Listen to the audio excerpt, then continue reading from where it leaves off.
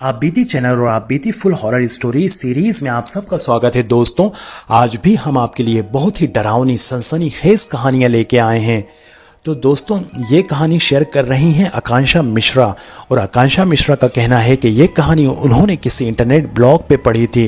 वो ब्लॉग किसी paranormal expert का है और उसके अनुसार ये कहानी उससे किसी रूह ने शेयर की थी। तो दोस्तों आते हैं कहानी की तरफ। आज कॉलेज को ख़त्म हुए 5 साल हो गए थे और हम सारे दोस्तों ने एक दूसरे से कांटेक्ट किया और हम लोगों ने कहा कि आज हम लोग उसी जगह मिलते हैं, उसी रेस्टोरेंट में जिसमें हम कॉलेज के दिनों में मिला करते थे। और हम चारों दोस्त अपने अपने घरों से उस रेस्टोरेंट के लिए रवाना हो गए। वो दिन सैटरडे का दिन था और उस दिन बहुत बारिश हो रही थी और उस रेस्टोरेंट अपने सारे काम कंप्लीट करके उस रेस्टोरेंट पे पहुंचते पहुंचते हम लोगों को रात हो गई। हम सारे दोस्त एक दूसरे से मिलके बहुत खुश हुए और पुराने दिनों को याद करते रहे और बातों में वक्त का पता ही नहीं चला और रात के 2 बज गए। जब हम लोगों ने अपनी वॉच देखी तो कहा कि अब सबको अपने घर जाना चाहिए। सब अपनी अपनी गाड़ियों की तरफ आए और अपने घरों की ओर रवाना हो गए और मैं भी अपने घर की ओर रवाना हो गया। और मेरे घर से उस रेस्टोरेंट का डिस्टेंस 1 घंटे का था। रास्ते में मुझे बड़ी नींद महसूस होने लगी, इसलिए मैंने खुद को जगाए रखने के लिए रेडियो को चालू कर दिया। लेकिन रेडियो के साथ कुछ बड़ी गड़बड़ी सी थी, कोई भी चैनल नहीं पकड़ पा रहा था, सिर्फ चिल्लाने वाली आवाज़ें आ रही थी। मैंने गाड़ी चलाते हुए कई बार रेडियो को चेक किया, तभी अचानक मैंने देखा कि सड़क के बीचों बीच कोई मेरी कार के सामने खड़ा था। मैंने स्टीयरिंग को बाइक घुमाते हुए ज़ोर से ब्रेक लगाया। कार के टायर से तेज़ आवाज़ आई और कार रुक गई। मैं कार से बाहर ये देखने के लिए निकला कि उसे कुछ हुआ तो नहीं, लेकिन तो वहाँ कोई भी नहीं था। मैंने अपने कार के चारों ओर देखा, वहाँ भी जहाँ मैंने उस आदमी को खड़ा देखा था, लेकिन चारों ओर देखने के लिए कोई भी नहीं था। लेकिन वहाँ कोई भी नहीं था और ना ही टायर के ऊपर कोई ऐसे मार्क्स थे जिससे ये लगे कि टायर इतने बुरी तरह घिसे हैं। मैंने सोचा कि मेरे दिमाग में अब सच में नींद बहुत ज़्यादा होने लगी और मेरा दिमाग मेरे साथ खेल रहा है, क्योंकि उस वक्त सचमुच मुझे बहुत ज़्यादा नींद आ रही थी। मैं अपनी कार में वापस गया, कार की जांच की, कार में सब कुछ ठीक था रेडियो को छोड़कर। और इस हादसे के बाद मैं थोड़ा सा कमज़ोर सा महसूस करने लगा और धीरे धीरे घर की ओर बढ़ने लगा। और रात 1 बजे मैं अपने घर पहुंचा। जैसे ही मैं घर आया तो मेरे उस दोस्त का फ़ोन आया जिससे अभी थोड़ी देर पहले मेरी मुलाकात हुई थी। उस दोस्त का नाम था एंडी और एंडी ने मुझे फ़ोन करके कहा कि तुम ठीक तो हो। मैंने उससे कहा हाँ मैं ठीक हूँ, पर तुम ये क्यों पूछ रहे हो। तो एंडी का इस पर यह कहना था कि मैं जब गाड़ी चला के अपने घर की ओर जा रहा था तब मेरी गाड़ी के सामने एक आदमी आ गया और मैं उससे एक्सीडेंट होते होते मेरा बचा और वो आदमी बिल्कुल तुम्हारी तरह था। मैं बड़ा हैरान हुआ, ये बात मुझे बहुत अजीब सी लगी। मैंने कहा कि मेरे साथ भी ऐसा ही हादसा हुआ है और एक अनजान शख्स मेरी गाड़ी के सामने था। फिर हम दोनों ने अपने 2 दोस्तों को फ़ोन किया तो उन लोगों का भी यही कहना था कि उनके साथ भी ऐसा कुछ हुआ है और हम चारों ये बातें सुन के बहुत घबरा गए। अगली सुबह हम चारों ने उसी रेस्टोरेंट में मिलने का और कल की हुई घटनाओं के ऊपर चर्चा करने का फैसला किया।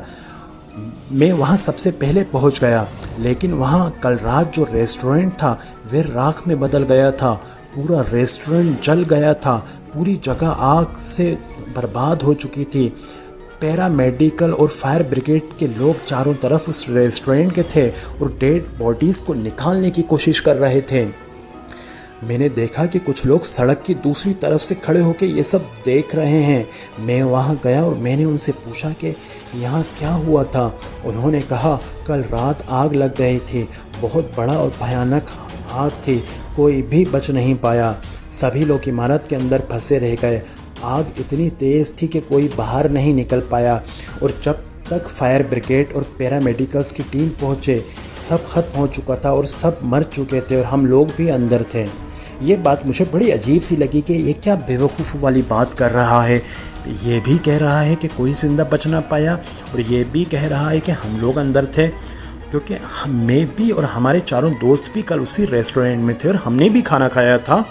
मैं अपने दोस्तों का इंतज़ार करने के लिए सड़क के ऊपर खड़ा हो गया, एक तरफ सड़क के खड़ा हो गया। जैसे ही मैंने देखा कि पैरामेडिकल जो बॉडीज़ हैं, डेड बॉडीज़ हैं, उन्हें निकाल रहे हैं। तो उसमें जो एक बंदा था जिसकी डेड बॉडीज़ उन्होंने निकाली थी, उसका चेहरा मुझे कुछ जाना पहचाना सा लगा।